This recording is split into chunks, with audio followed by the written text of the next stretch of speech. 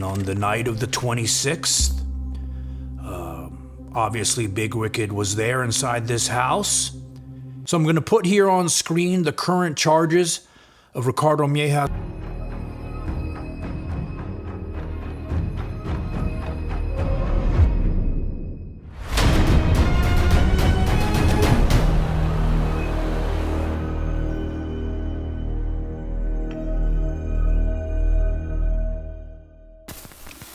I realized that in life, not too many people out there, not too many real friends, not too many people you could call brothers, not too many people you can make a call and tell them, hey, I need this, or can I help you with this, or hey, I got into this and that. They're going to be there like that.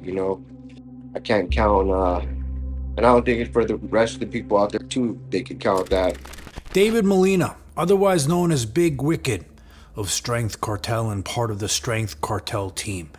He was murdered on the night of May 26th, and he was killed and shot. And he later died in the early morning of the 27th. And since I put out that story, I've been tirelessly trying to work to find more information on what could have happened that night. And the sheriff's department in LA, they're not speaking that much. I've spoken to some reporters. So details were hard to come by, but I've put together pieces to this puzzle, and there is a very big twist to this story. Now, there's been many people who've put out videos and made comments saying that what I was saying in my video wasn't true, regardless of the information that I showed. So what you see here on the screen is the medical examiner's report of Big Wicked. And you can see it was a homicide, and it was the cause of death was a gunshot wound to his torso. Now, I did some work to find out more information on the person that killed Big Wicked, Ricardo Mieja. And when I did a background search, I saw that he has a prior in the year 2000, and it was a felony for assault with a deadly weapon. He went to court. They were in court many times. And he took a plea, and they let him off on 3 years probation.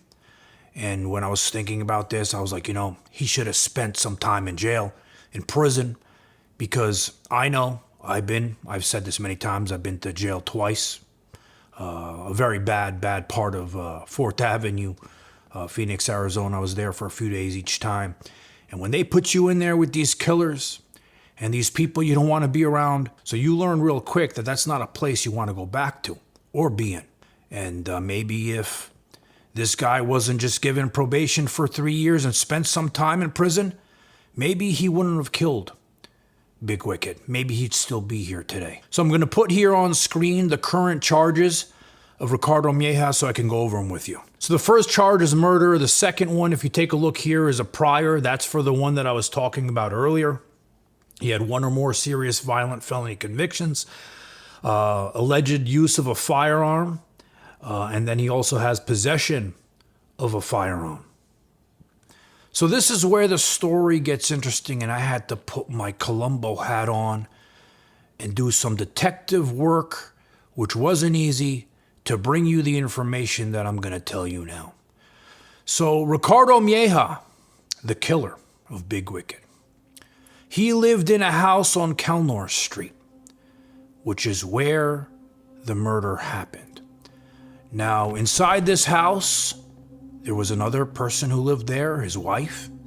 And also, in March of this year, the girl that Big Wicked was dating, Raquel Mieja, was also living. And on the night of the 26th, obviously Big Wicked was there inside this house. He was shot and he was killed. And we don't know right now what happened. Was there an altercation? What happened between the two or the three? We're not 100% sure because we don't have those details yet.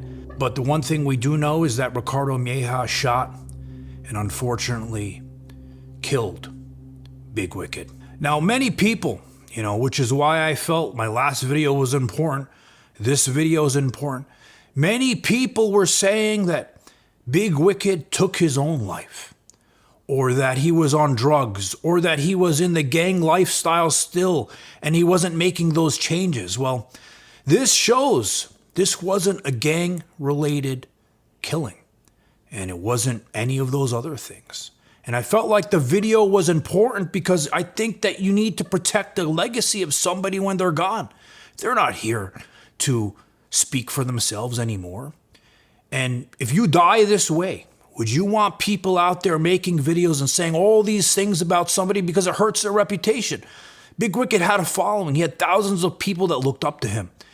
And I felt like it was the right thing to do to make these videos, to put the truth out there and also protect the legacy that he was trying to build in his life before he passed. Now, this week, Ricardo Mieja is due in court, and I'm going to be finding out more information. I'm also getting the police report. I'm not sure how much information is going to be on that report itself, but I'm going to get that police report. I'll give you guys the information. And obviously, when this goes to court, we're going to find out more details on what happened. But it's a sad day. You know, it's a sad day to see anybody die. But like I said in my original video, this guy was trying to change his life around. And he was trying his best to come out of the gang life. And an unfortunate situation happened that night in that home where he was shot and killed by the brother of the girl he was seeing. So everybody that supported me, everybody that left me a comment, everybody that said nothing but good things for me to get me back on track, just want to let you guys know I appreciate all of you guys, and I'm gonna continue to keep doing what I've been doing, try to shine, try to do my thing. And one thing though, I appreciate everybody, because there's nothing but good things, good feedback that made me keep pushing and picking myself up. These are my hands, and these are my brothers, and we're gonna Big Wigs right here back with Big Boy. Gotta get it in. First workout. Finally with the crew again. all the right, beat the wrong, and this is my heart. It's hard like a stone.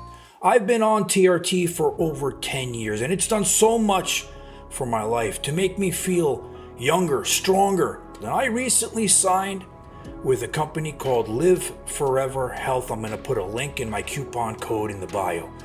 And this company, everything's been so seamless, and I tested this out. I would never recommend things to people unless I'm using it, unless I tested the whole process. And the process couldn't be easier. They sent me a kit to send my blood back in the mail. They got my results. I met with the doctor, with the nurse practitioner. We went over my results, and then they gave me my prescription, sent me the testosterone in the mail. So it couldn't be easier. And again, this is a company I trust, that I actually did the whole process with, and pricing is competitive, similar to everybody else who does it. But this is a company that I use, and a company, again, that I trust.